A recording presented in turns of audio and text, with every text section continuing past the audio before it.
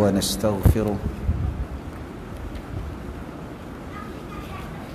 ونعوذ بالله من شرور أنفسنا وسيئات أعمالنا من يهده الله فلا مضل له ومن يضلل فلا هادي له وأشهد أن لا إله إلا الله وحده لا شريك له وأن محمدًا عبده ورسوله يا أيها الذين آمنوا اتقوا الله حق تقاته ولا تموتن إلا وأنتم مسلمون يا أيها الناس اتقوا ربكم الذي خلقكم من نفس واحدة وخلق منها زوجها وبث منهما رجالا كثيرا ونساء واتقوا الله الذي تساءلون به والأرحام إن الله كان عليكم رقيبا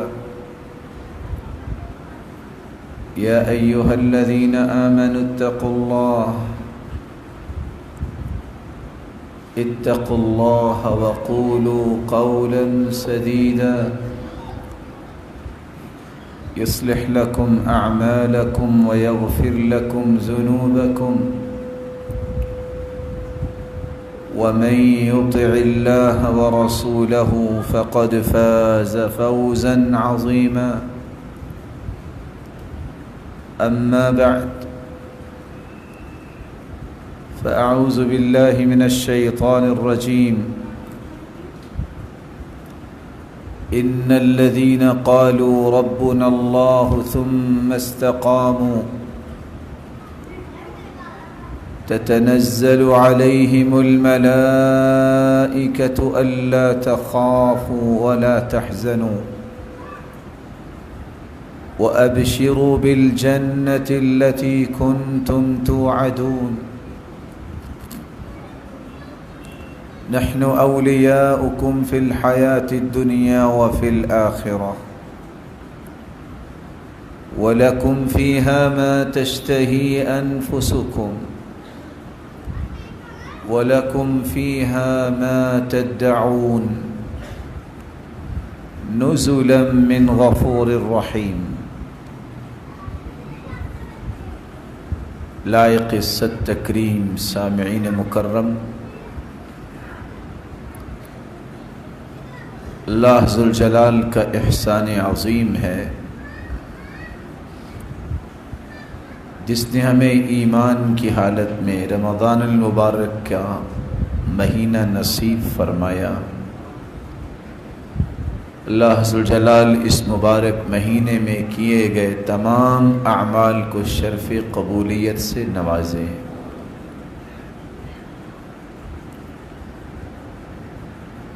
اور رمضان المبارک میں کیے گئے وعدوں کی پابندی کرنے اور نیکیوں سے وفا کرنے کی توفیق عطا فرمائے۔ قرآن مجید کی 2 آیتیں جو میرے اور آپ کے لیے اس مبارک موسم کو گزارنے کے بعد سمجھنا بہت ضروری ہے۔ ایک آیت جو آپ نے چند لمحات پہلے سنی کہ جن لوگوں نے اللہ کو رب مان لیا اور پھر اس پہ استقامت اختیار کی، ایسے لوگ اللہ کی رحمت کے سائے تلے ہوتے ہیں، اور دیگر انعامات کا بھی تذکرہ کیا جس کی تفصیلات کچھ دیر کے بعد ہم بیان کریں۔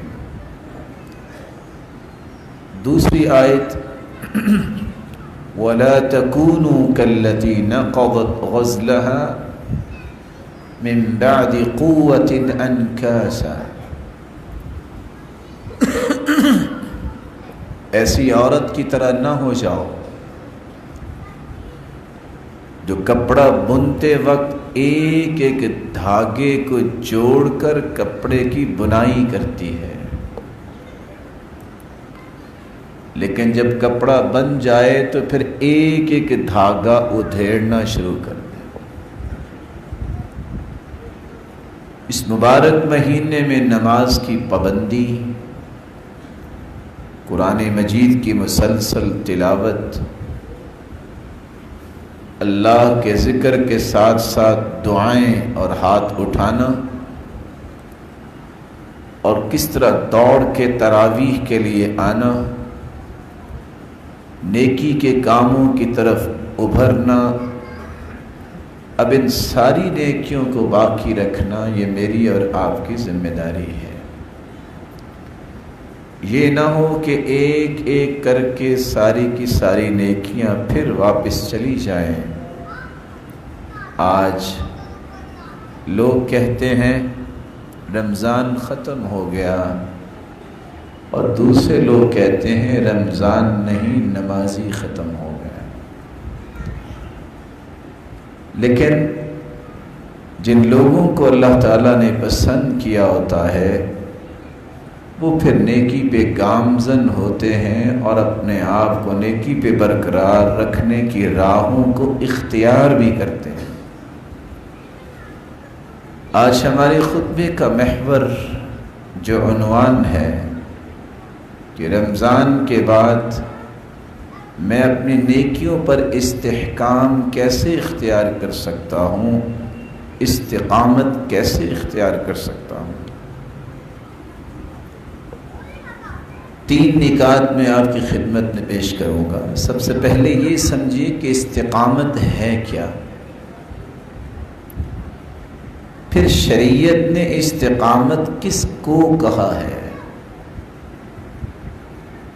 کون کون سے اعمال ہم اختیار کریں گے تو ہمیں سمجھ آئے کہ ہم اس وقت مستقیم ہیں، صحیح راستے پہ ہیں اور صحیح راستے پر پابندی کرنے والے ہیں۔ اور یہ جاننا بھی ضروری ہے کہ استقامت کی راہوں میں رکاوٹیں کون سی آتی ہیں، جن رکاوٹوں کو ہمیں دور کرنا چاہیے، اور پھر کون سا خوش نصیب ہے جو اس استقامت کی زندگی کو ہی پسند کرتا ہے اور ان راہوں پہ چلتا ہے جس پہ اس کی استقامت میں فرق نہیں آتا۔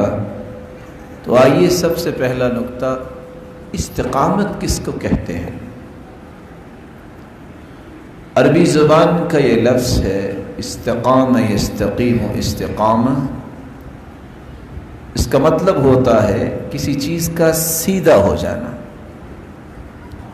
معتدل ہونا۔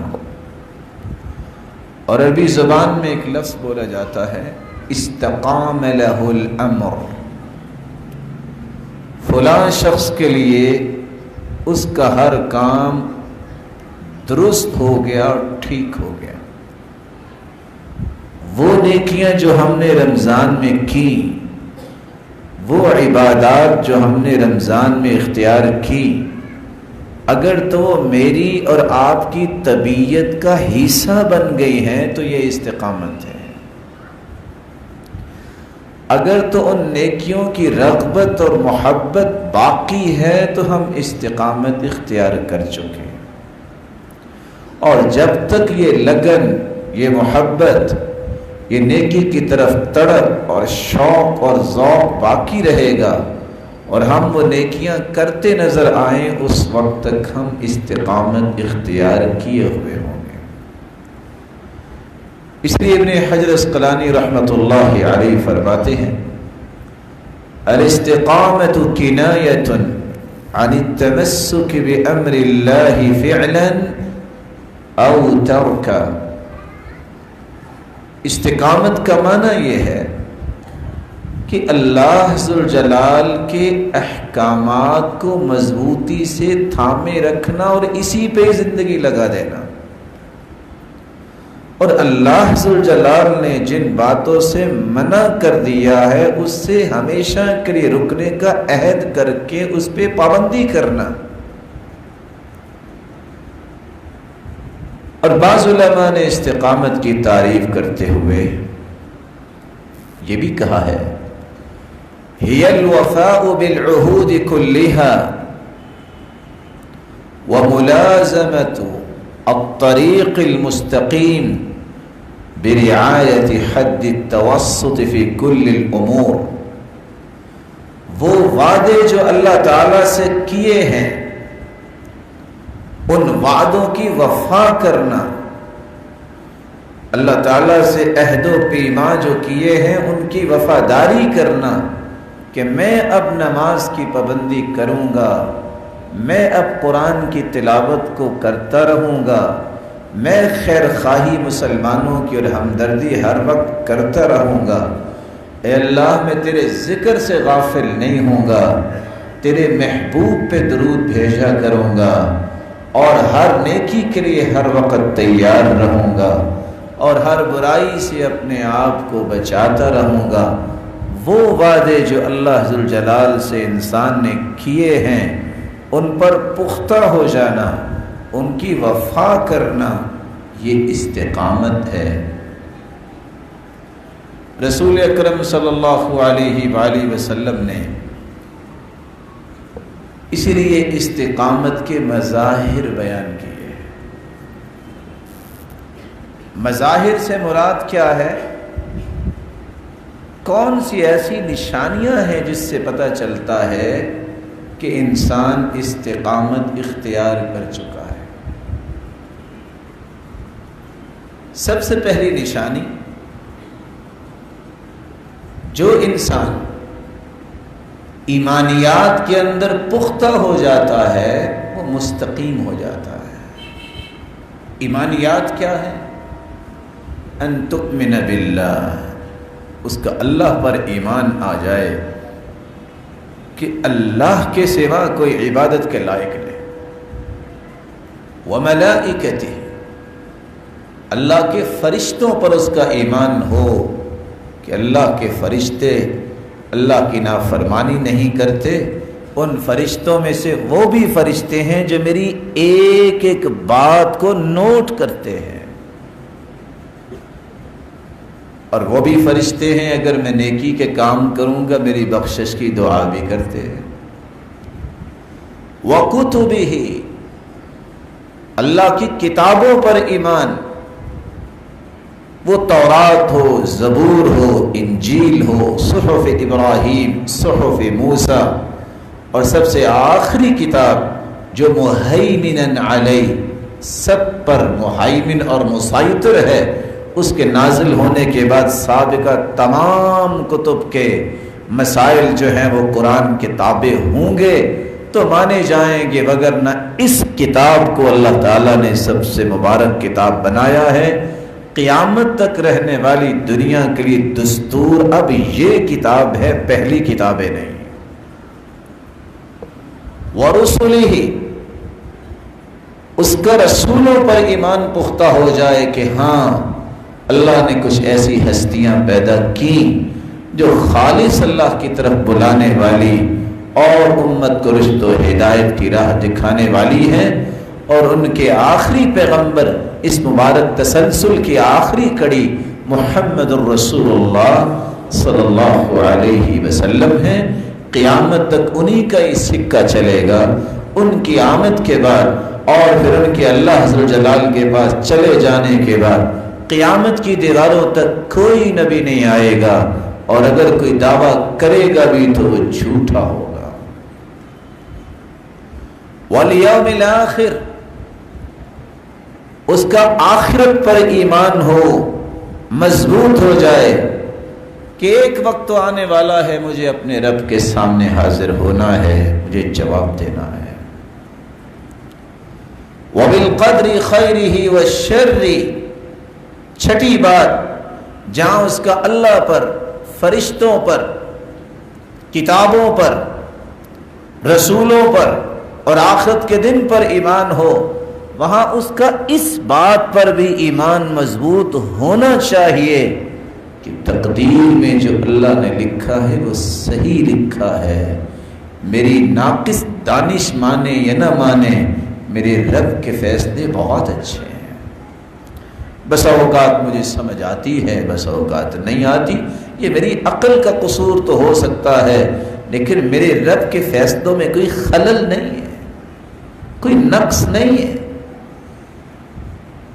اس لیے نقص نہیں ہے، احکم الحاکمین وہ ہے، اس جیسا کوئی فیصلہ کر ہی نہیں سکتا۔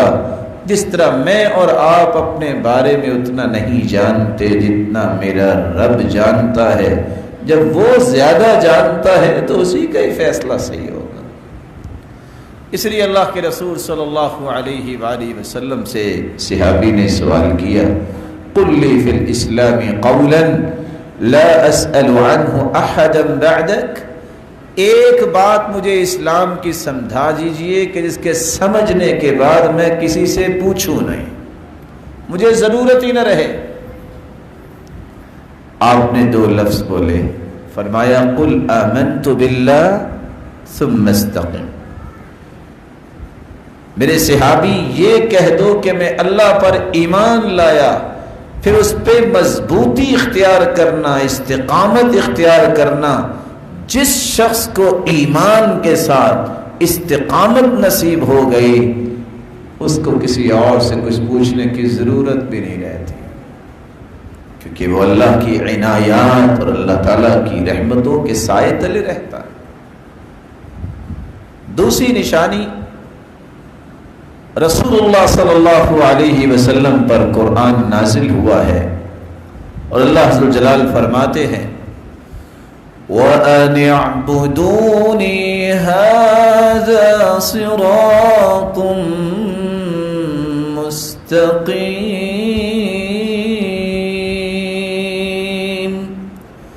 اور دوسری جگہ فرمایا وَمَن يَعْتَصِم بِاللَّهِ فَقَدْ هُدِيَ إِلَى صِرَاطٍ مُسْتَقِيمٍ۔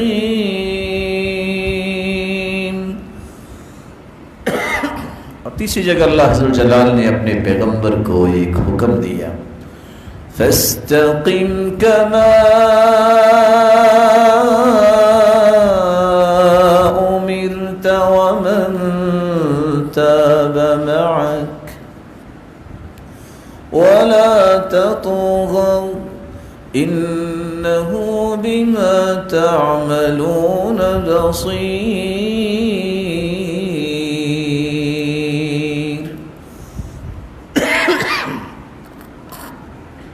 اللہ کے ساتھ تعلق جس کا مضبوط ہو جائے، تعلق سے کیا مراد ہے؟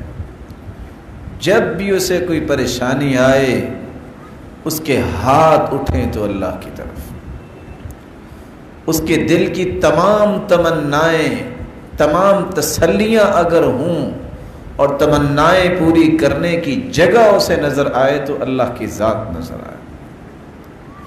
اس لیے قرآن نے کہا ہے جس نے اللہ کو مضبوطی سے پکڑ لیا، اللہ کے تعلق کو مضبوط کر لیا، میرا رب مجھے ضائع نہیں کرے گا، میرا رب مجھے محروم نہیں کرے گا، یہ یقین کر لے تو یہ صراط مستقیم پہ گامزن ہو جاتا ہے۔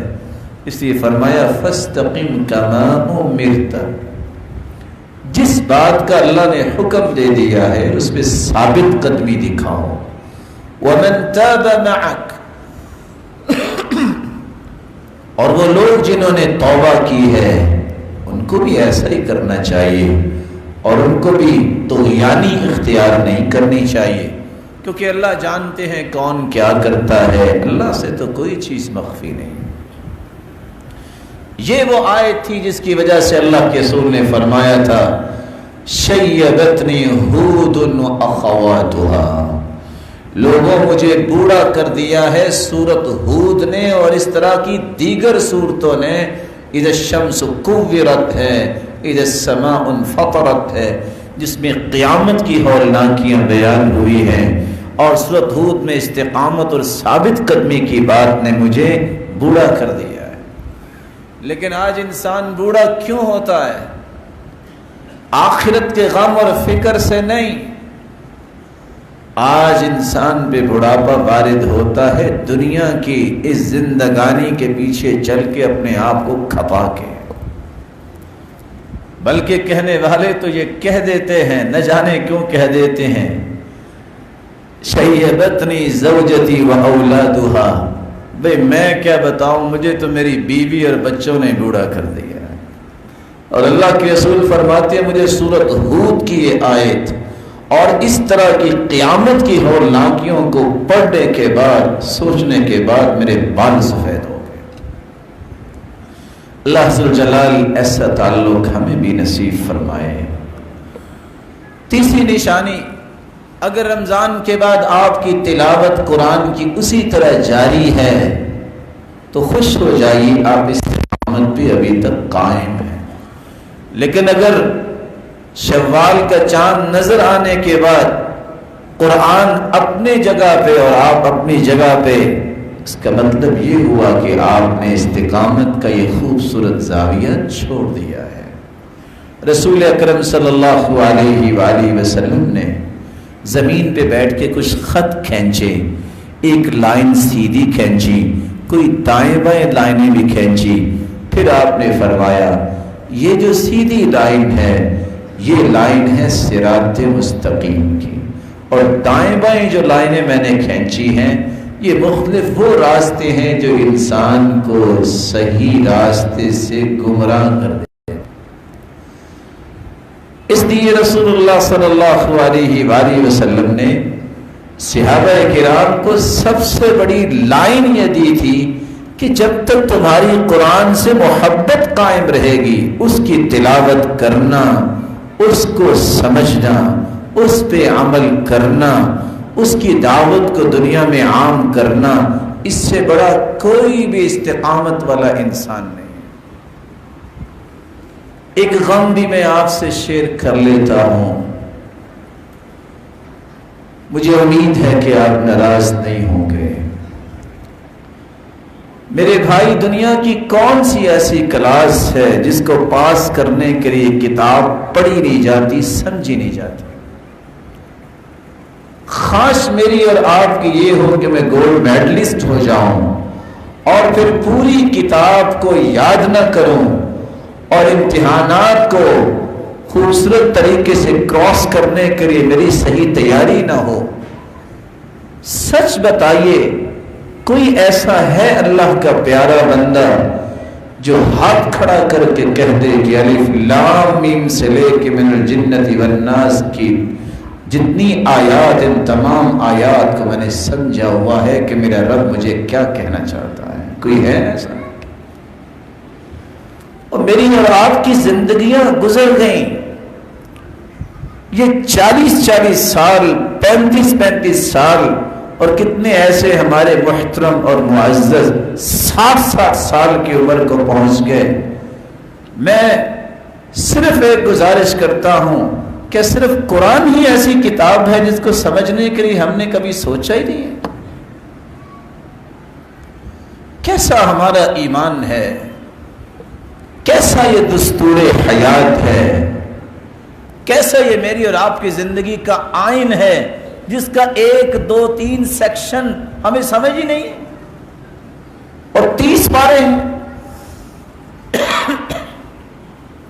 بڑی خوشی آپ کو ہوتی ہوگی رمضان میں جب آپ تراویح سے جلدی فارغ ہوتے ہوں گے کہ اس نے تو کمال کر دیا، پون گھنٹے میں فارغ کر دیا۔ کاش یہ ذوق آپ کا ختم ہو جائے اور آپ کا ذوق یہ پیدا ہو، اللہ ہمیں کوئی ایسا قاری نصیب فرما کہ جو پڑھے ہمیں سمجھ بھی آئے، ہم سارا دن پہلے وہ اس کا ترجمہ پڑھیں، پھر کھڑے ہو کے سنیں، اور سننے کے بعد پھر قرآن کھولیں۔ یہ آیت جو قاری صاحب نے پڑھی تھی، اس کا یہ معنی صبح بھی میں نے پڑھا تھا، ایک اور معنی میرے ذہن میں آیا ہے، میں اس کی تفسیر بھی دیکھو۔ قرآن کا تعایش جو ہے، قرآن مجید کی تلاوت اور اس کے معانی کو غور سے سمجھنا اور پھر معانی کے مطابق پڑھنا، اللہ کی قسم اس کی لذت اتنی ہے کہ جی چاہتا ہی نہیں ہے کہ انسان قرآن کو چھوڑ دے۔ جی یہی چاہتا ہے کھانے پینے کے اوقات بھی قرآن پہ لگا دے۔ اور سچ کہا تھا امام آلوسی نے، انی لأتأسف فی الفوات عن الاکل والشراب، مجھے افسوس ہوتا ہے کہ کھانے پینے کا وقت بھی ضائع ہوتا ہے، کاش یہ بھی میں قرآن کی تفسیر اور سمجھنے میں لگا تھا۔ چوتھی نشانی، گھر سے وضو کر کے آپ آتے تھے، دوڑتے تھے کہ تراویح نہ نکل جائے۔ اگر ابھی یہ عادت قائم ہے کہ آپ نے 1 مہینے کا ریفریشر کورس کیا، پاکیزگی، نظافت، طہارت کے اس ماحول میں آپ نے زندگی کا 1 مہینہ گزارا، اگر تو آپ کی عادت بن گئی ہے کہ کچھ بھی ہو جائے میں نے ہر وقت اپنے آپ کو باوضو رکھنا ہے، اور میں نے بھی اس سنت کو زندہ کرنا ہے کہ بلال کا رنگ کالا بھی ہے اور غلام بھی ہے، لیکن جنت میں اس کے قدموں کی آہٹ سنائی دیتی ہے، تو اس کا راز یہ تھا وہ ہر وقت باوضو رہتے تھے۔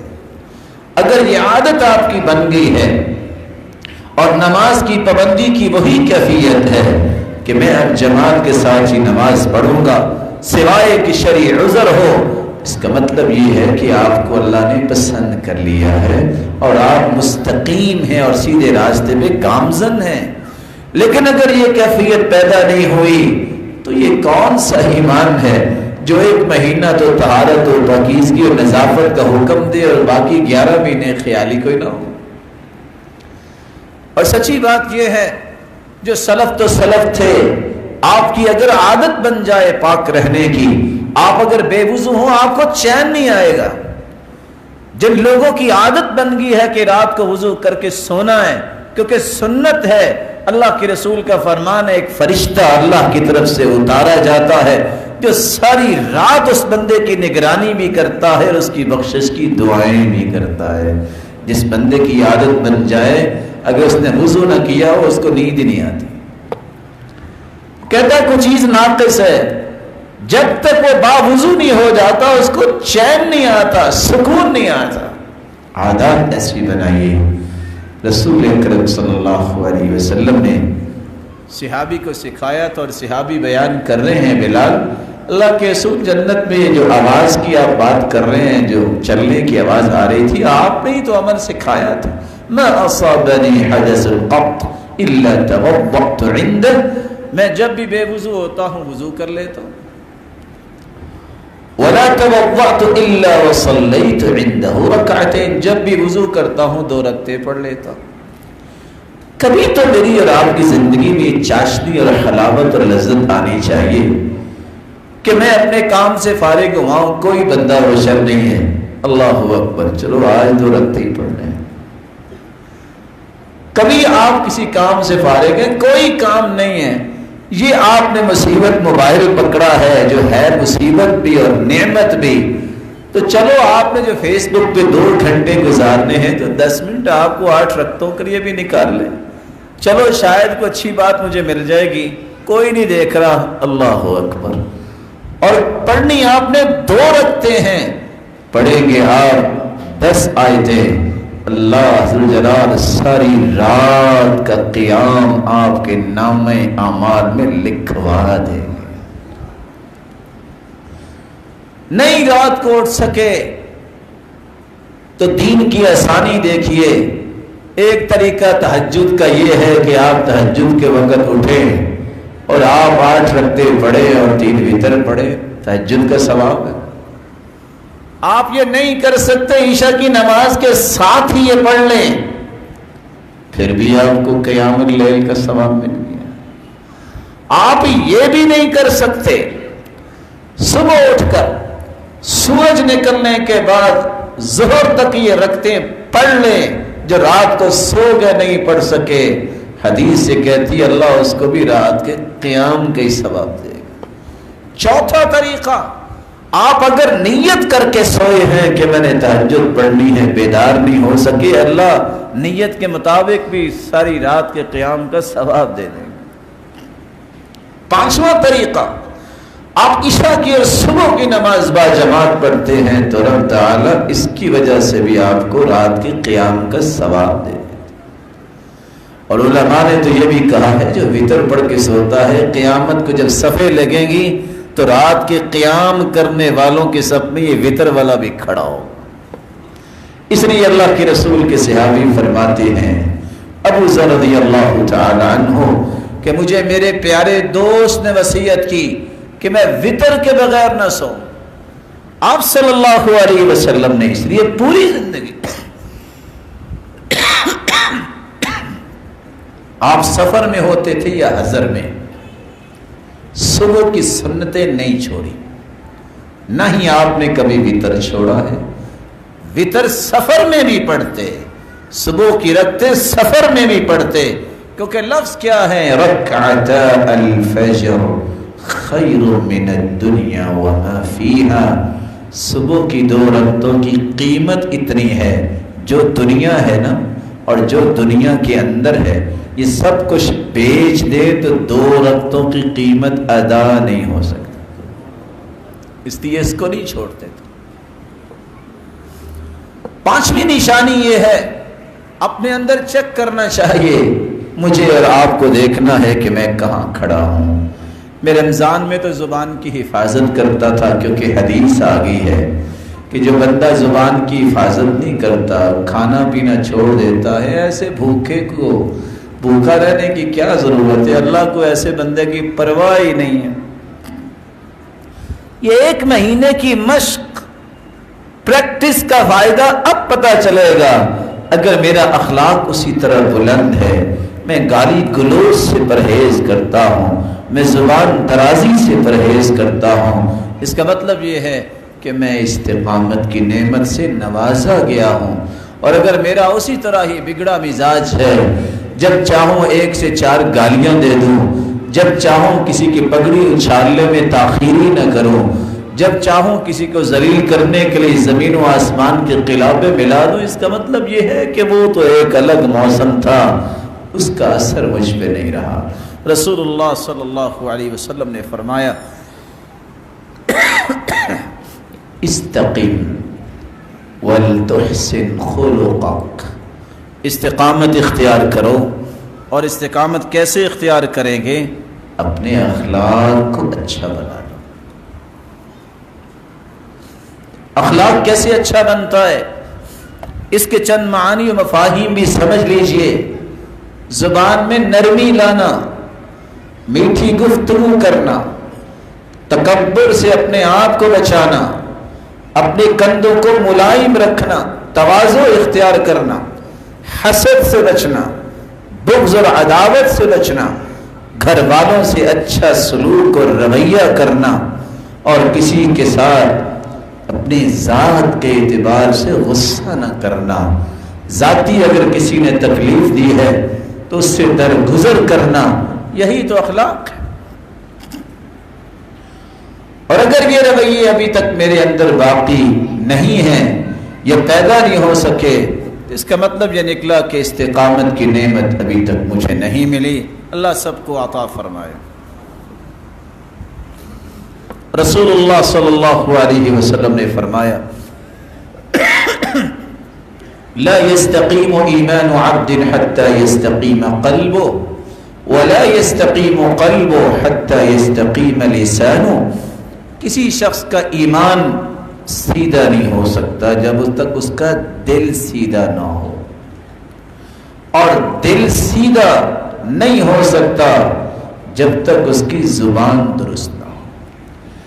اس لیے دل کی درستگی، صراط مستقیم کی چابی تو میری اور آپ کی زبان ہے، اس کی حفاظت ہوگی تو دل بھی درست ہوگا، ایمان بھی درست ہوگا، صراط مستقیم بھی ملے گا۔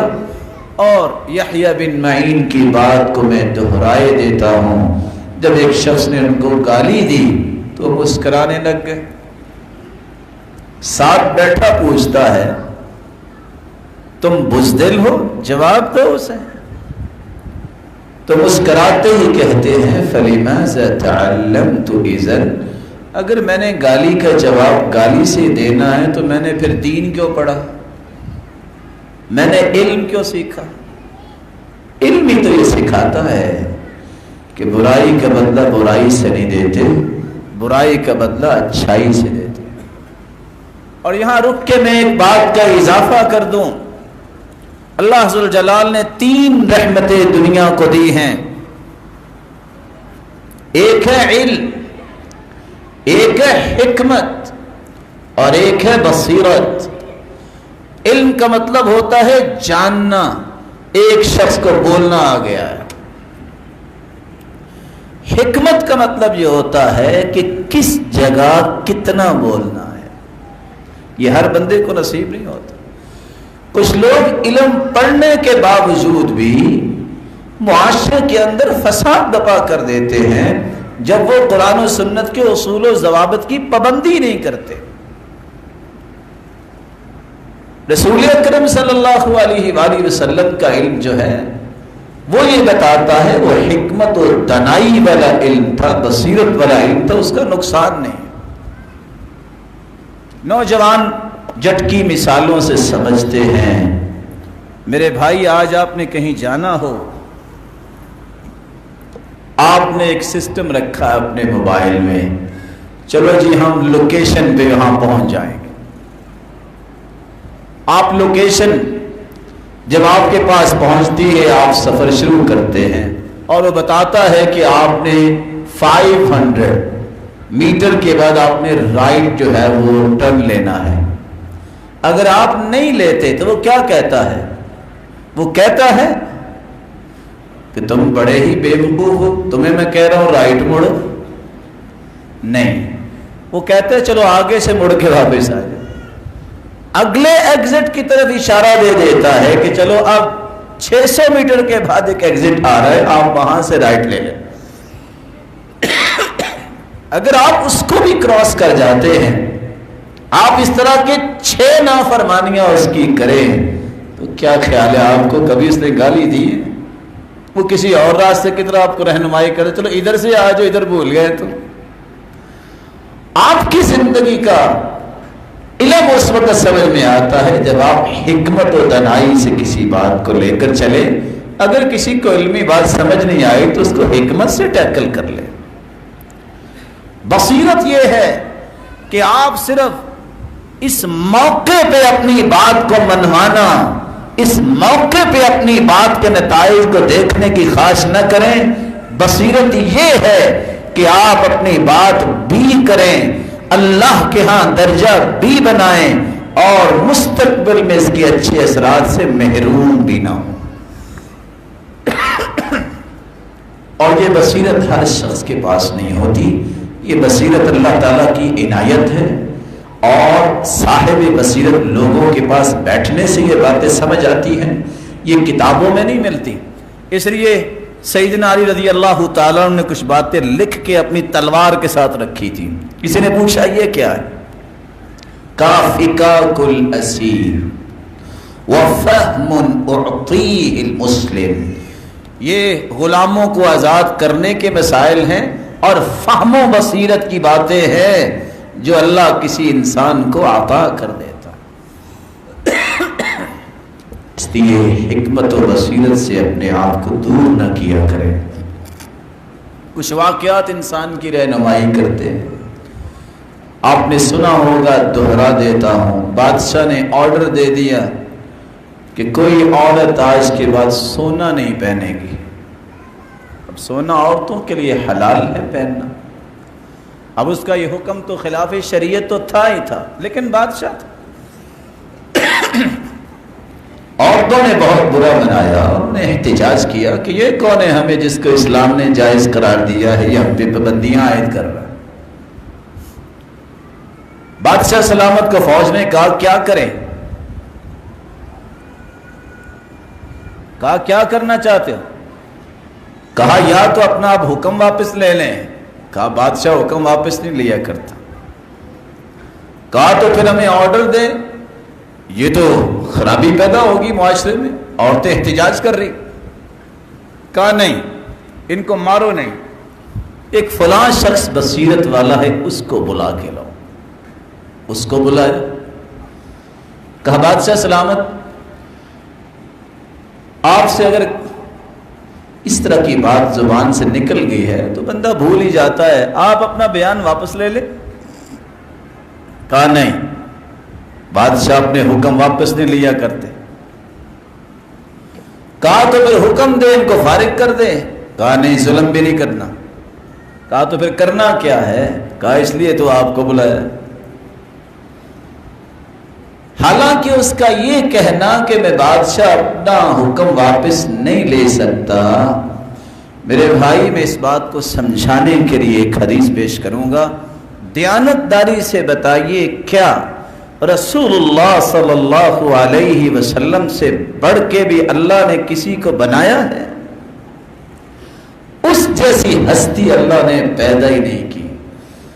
کان اذا حلف علی شیء، اللہ کے رسول اگر قسم اٹھا لیتے، قسم، ثم رأى خیرا منہ، پھر دوسری بات اس قسم والی بات سے اچھی نظر آتی، کفر عن یمینہ وحلف یمینا آخر، تو پہلی قسم کا کفارہ دے کے دوسری چیز کی قسم اٹھا۔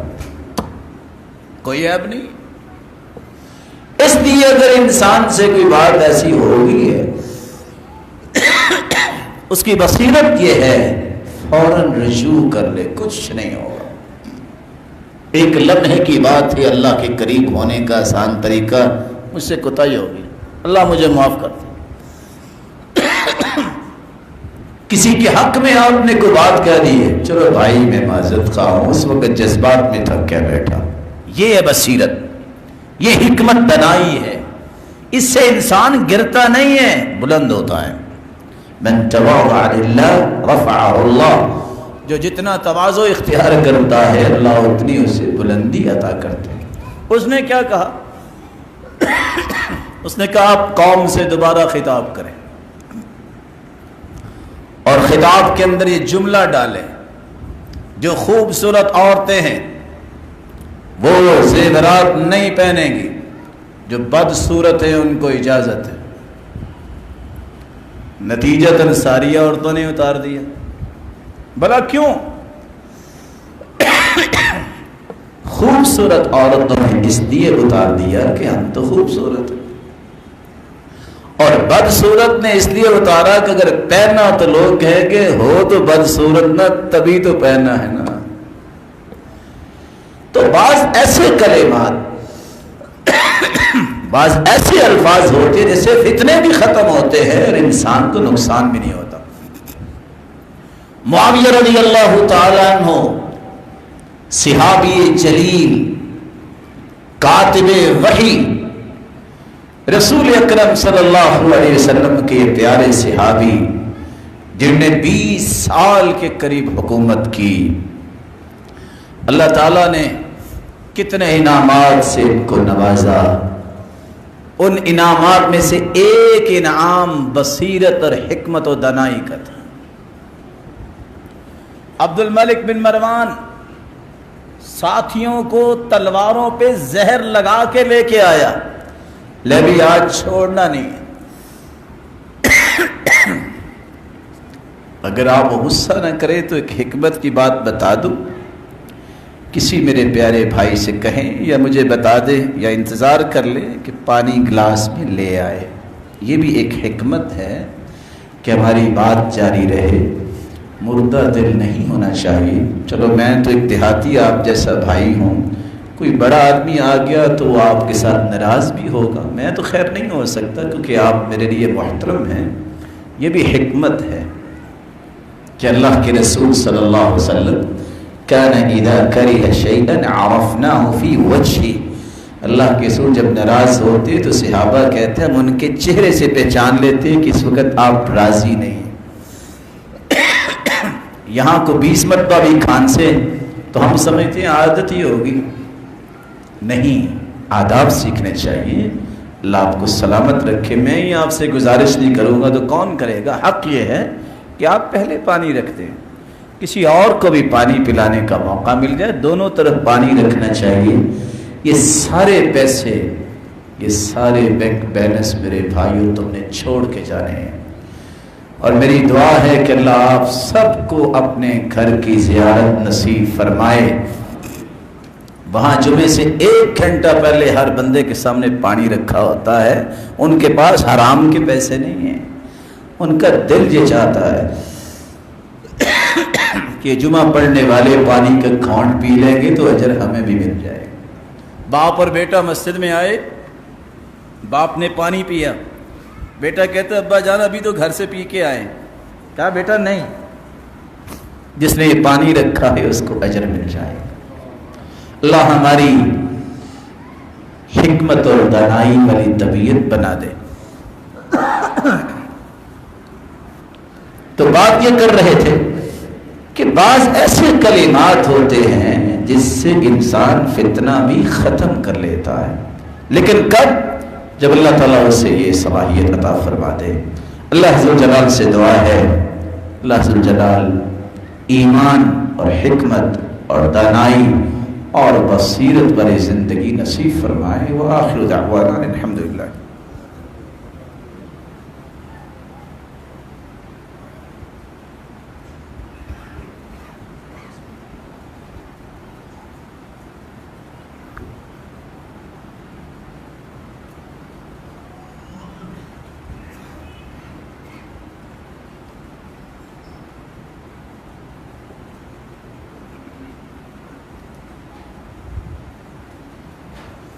الحمد لله على إحسانه والشكر له على توفيقه وامتنانه، أما بعد فأعوذ بالله من الشيطان فإنه عدو للإنسان۔ استقامت کی نشانیوں میں سے 7ویں نشانی یہ ہے، رسول اللہ صلی اللہ علیہ وسلم نے فرمایا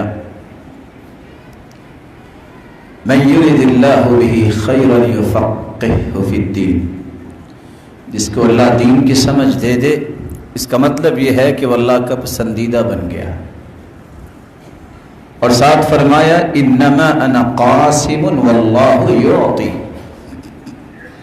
دینے والے تو اللہ ہیں، میں تو تقسیم کرنے والا ہوں۔ ولن یزال امر هذه الامہ مستقیما حتی تقوم الساعہ، جو امت دین کی سمجھ اور فقاہت حاصل کرتی ہے وہ ہمیشہ اللہ عز و جلال کی پسندیدہ قوم رہتی ہے حتیٰ کہ قیامت آ جائے۔ سوچئے رمضان میں پچھلی زندگی سے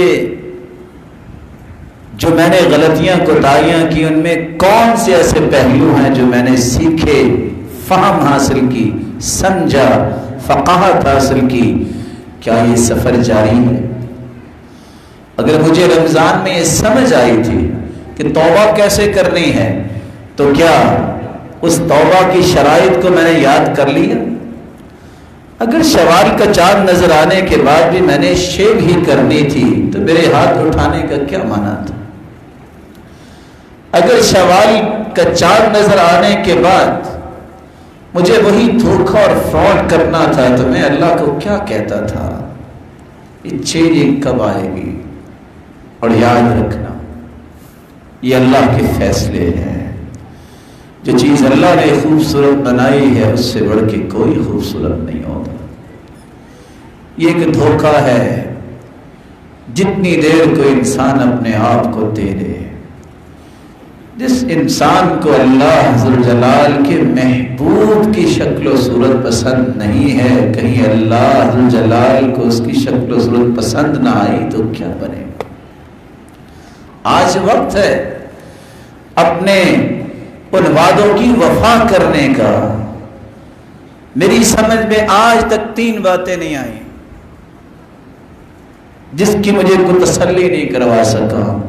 میری سمجھ سے باہر ہے کہ سگریٹ کا کیا فائدہ ہے، یعنی میں نہیں سمجھ سکا شراب کا کیا فائدہ ہے، اور میری سمجھ سے بالا تر ہے یہ کون سا رشتہ، کون سا تعلق ہے، یہ کون سا خاندان، کون سی بیوی اور اولاد ہے جو بندے کو اللہ کا مجرم بنا کے پسند کرے کہ تم شیپ کرواؤ گے، تمہیں شادی کرواؤں گی۔ یہ کون سی بیوی ہے؟ میری سمجھ سے بالا تر ہے. یہ وفاؤں کے ایام ہیں. آپ بڑے اچھے ہیں جو بات سن رہے ہیں، لیکن یاد رکھنا میں بھی آپ کا بھائی ہوں. میری ذمہ داری ہے کہ میں آپ کی بھی بات سنوں اور آپ کو کچھ سناؤں بھی. جس طرح آپ کی ذمہ داری ہے کہ آپ بھی مجھے کچھ کہیں، میری بھی ذمہ داری ہے کہ میں سیدھا راستہ آپ کو دوں. اللہ ذو الجلال نے محمد مصطفیٰ جیسا خوبصورت انسان پیدا ہی نہیں کیا. اگر یہ عیب ہوتا داڑھی رکھنا تو کم از کم انبیاء کو اللہ حکم نہ دیتے اور انبیاء اس کی رکھوالی نہ کرتے. رسول اکرم صلی اللہ علیہ وآلہ وسلم نے یہ فرمایا تھا لوگوں استقامت اختیار کرو، اور ساتھ یہ بھی فرمایا اللہ کے رسول کے صحابی حذیفہ نے، کبھی تم دائیں جاتے ہو کبھی تم بائیں جاتے ہو، یہ استقامت نہیں، استقامت سیدھی راہ پہ اپنے آپ کو گامزن کرنے کا نام ہے. استقامت سے کیوں انسان پھرتا ہے؟ انگلیوں پہ چند چیزیں یاد رکھیے. جس شخص نے رمضان کے بعد بھی بری دوستی نہیں چھوڑی، کبھی نہ امید کرے کہ میں مستقیم رہوں.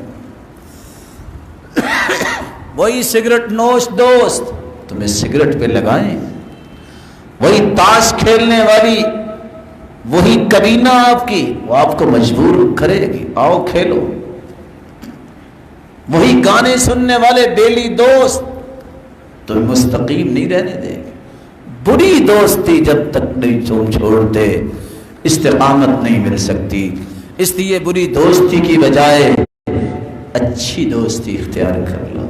علماء کی مجلس میں بیٹھنا شروع کر دو، مسجد میں بیٹھنا شروع کر دو، قرآن مجید کا ترجمہ کھول کے پڑھنا شروع کر دو. آپ کو شیطان ورغلائے گا نہیں، نہ وہ کامیاب ہو سکے. رسول اللہ صلی اللہ علیہ وسلم نے جو قصہ بیان کیا، وہ جس شخص نے 99 قتل کیے تھے، آخر پادری سے پوچھا میری توبہ ہے کہ نہیں؟ اس نے کہا کوئی نہیں. اس نے اس کی بھی گردن اڑا دی، 100 کا قاتل بن گیا. کسی فہم و بصیرت والے عالم کے پاس گیا، کیوں بھئی حل من توبہ، توبہ ہے کہ نہیں؟ اس نے کہا توبہ تو ہے، لیکن یہ ہے کہ تم یہ معاشرہ چھوڑو، غلط دوستیاں چھوڑو. ائت قریۃ کذا و کذا فانہم یعبدون اللہ. اس جگہ چلے جاؤ جہاں خالص اللہ کی عبادت کرتے ہیں. گھر سے نکلا فادرکہ الموت، موت آ گئی. نہ نمازیں پڑھی، نہ حج کیے، نہ صدقے دیے. توبہ کی اور برائی چھوڑ کے چل نکلا. فرشتوں کی بحث و تکرار ہوئی. کچھ فرشتے کہنے لگے اس کی روح جنت جائے گی، کچھ کہتے ہیں نہیں اس نے تو کیا ہی کچھ نہیں. اللہ نے ایک فرشتہ بھیجا، فرشتے نے کہا پیمائش کرو. یہ نیک دوستوں کے قریب ہے، نیک بستی کے قریب کے بری بستی کے قریب. پیمائش ہوئی. ایک بالشت اس کا جسد خاکی نیک لوگوں کے قریب تھا. فیصلہ ہو گیا یہ جنتی. بری دوستیاں چھوڑو، غفلت اور لمبی امیدیں چھوڑ دو. غفلت کیا ہے؟ کاری لیں گے نا. تصویف لمبی امید کیا؟ وہ زندگی بڑی پڑی ہے. اور میرے بھائی 1 منٹ نہیں لگتا، زندگی کہاں پڑی ہے. یہ بھول اللہ میری اور آپ کی کہیں ختم کر دے تو سارے کے سارے طبق روشن ہو جائے. یا من بدنیا اشتغل وقد غرک طول الامل. دنیا میں دھت ہونے والے تجھے لمبی امیدوں نے برباد کر دیا. الموت یأتی بغتۃ والقبر صندوق العمل. موت اچانک آتی ہے، کام وہی قبر میں چیز آئے گی جس کو عمل کہتے ہیں، اور کوئی چیز کام نہیں آئے گی. ایسی جگہوں سے جس طرح تم بچتے ہو جہاں ذلت و رسوائی ہے، گناہوں کی جگہوں سے بھی بچو. برے ساتھیوں کو بھی چھوڑو، جہالت سے دور ہونے کے لیے علم سیکھو۔ اور سب سے مبارک علم یہ ہے، میں نہیں کہتا آپ کاروبار چھوڑو، بلکہ کاروبار کرو، سنت کے مطابق کرو۔ اور میری دلی دعا ہے اللہ آپ کو اتنا حلال مال دے کہ آپ کبھی حرام کے بارے میں سوچیں گے، لیکن اس کاروبار کے ساتھ وقت نکالیں۔ میں نے قرآن پڑھنا ہے، وقت نکالیں۔ میں نے انبیاء کے قصص پڑھنے ہیں، وقت نکالیں۔ میں نے صحابہ کی زندگیوں کا مطالعہ کرنا ہے، وقت نکالیں۔ میں نے ذکر کی مجلسیں ضرور اٹینڈ کرنی ہیں، وقت نکالیں۔ میں نے کسی عالم کے ساتھ ضرور بیٹھنا ہے۔ میرے بھائی ہارون الرشید بہت بڑا بادشاہ تھا۔ ایک دن ایک اس کے دوست نے اس کو ایک نصیحت کی، کہا بادشاہ تم بڑے ہو، لیکن یاد رکھنا 8 دنوں کے بعد ایک دن علماء کی مجلس میں بیٹھ جایا کرو، تیری بادشاہی کو کوئی ہاتھ نہیں لگائے گا۔ اس کی خیر بات سمجھ میں آئی کہ بات تو بڑی اس نے کی، وہ وقت اور تھا، بادشاہ وقت نکلا۔ اپنی اس بات کو پورا کرنے کے لیے دور سے ایک نیک آدمی نے دیکھا کہ بادشاہ میری کٹیا کی طرف آ رہا ہے۔ اس وقت لائٹ تو ہوتی نہیں تھی، چراغ ہی ہوتے تھے، اس نے وہ بھی گل کر دی۔ کیوں گل کر دیا؟ نہ بادشاہ سے ملوں گا، نہ فتنے میں پڑوں گا۔ آج تو ہوتا ہے نا، میری بس فوٹو ایک آ جائے، میری ایک پکچر آ جائے، جو پھر میں فیس بک پہ اور پتہ نہیں کہاں کہاں چڑھا کے شاید اس طرح ہی عزت بن جائے۔ ہارون الرشید نے جب دیکھا اندھیرا ہو گیا ہے، سنا تھا بندہ بڑا نیک ہے، اس نے ڈھونڈتے ڈھونڈتے اس کے ہاتھ پہ ہاتھ جا لگا۔ اس عالم ربانی نے کہا کاش ان ملائم ہاتھوں کو کہیں آگ نہ چھو جائے۔ یہ کلمات سننے تھے کہ ہارون الرشید رونے لگ گیا۔ پھر اس نے معمول بنا لیا، امام مالک رحمت اللہ علیہ درس دیا کرتے تھے، انہوں نے آ جانا مسجد میں،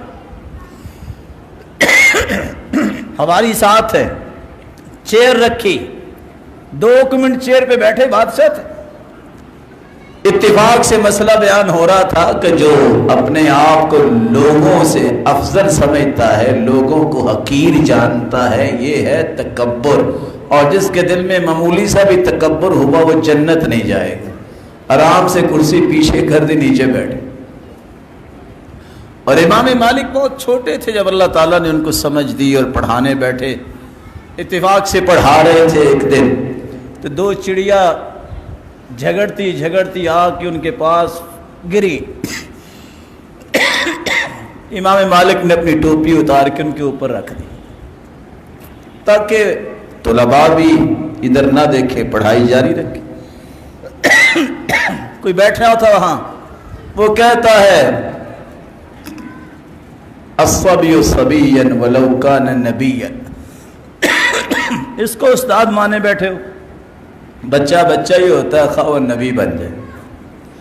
امام مالک نے کوئی جواب نہیں دیا، آرام سے ٹوپی اٹھائی، دوبارہ اپنے سر پہ رکھی، چڑیا اڑ گئی، اور ساتھ یہ کہا النبی نبی ولو کان صبیا، نبی نبی ہوتا ہے، بسا اوقات بچپن میں بھی نبی ہوتا ہے، جیسے حضرت عیسیٰ نے کہا تھا کہ اللہ نے مجھے نبی بنایا۔ پھر یہ ہارون الرشید کہا کرتے تھے جب تک میں رات کو اللہ کے سامنے کھڑا ہو کے رکھتے نہیں پڑتا مجھے نیند نہیں آتی۔ اور بعض نے تو یہ نقل کیا کہ وہ کہتے تھے میں جب تک 100 رکھتے نہیں پڑھ لیتا مجھے نیند نہیں آتی۔ اس لیے استقامت کا سب سے پیارا راستہ یہ ہے نیک لوگوں کی مجلس اور قرآن مجید کا ترجمہ۔ اس سے پہلے جس کو یہ 2 چیزیں نصیب ہو جائیں کبھی سیدھی راہ سے بھٹکتا نہیں۔ انعام سنیے، اللہ عز و جلال نے انعام کتنے دیے ہیں۔ ان الذین قالوا ربنا اللہ ثم استقاموا، جو استقامت اختیار کرتا ہے تتنزل علیہم الملائکہ، فرشتے اللہ اس کی مدد میں لگا دیتے ہیں، اس کے لیے فرشتوں کا نزول ہوگا۔ اللہ تخافوا، ان کو دنیا اور آخرت میں خوف نہیں ہو، ولا تحزنوا، اور ان پہ کوئی غم بھی نہیں ہوگا، وابشروا بالجنہ، اس کو جنت کی خوشخبریاں دے دی جاتی۔ نحن اولیاؤکم فی الحیات الدنیا وفی الآخرہ، اللہ فرماتے ہیں میرے بندے پریشان نہ ہو، دنیا میں بھی ہم تیرے مددگار ہیں اور آخرت میں بھی مددگار ہوں۔ وَلَكُمْ فِيهَا مَا تَشْتَهِي أَنفُسُكُمْ، جو تو چاہے گا نا قیامت کو ہم تمہیں وہ دیں گے۔ وَلَكُمْ فِيهَا مَا تَدَّعُونَ، جو تمہیں وعدے دیے ہیں نا وہ بھی اللہ پورے کرے گا۔ نُزُلًا مِّن غَفُورٍ رَحِيمٍ، اور سب سے بڑا انعام یہ ہوگا جہاں جنت ملے گی وہاں جنت میں خصوصی مہمان نوازی اللہ کی طرف سے ہوگی۔ اللہ میرے اور آپ کے نصیب میں فرمائے۔ وآخر دعوانا الحمدللہ۔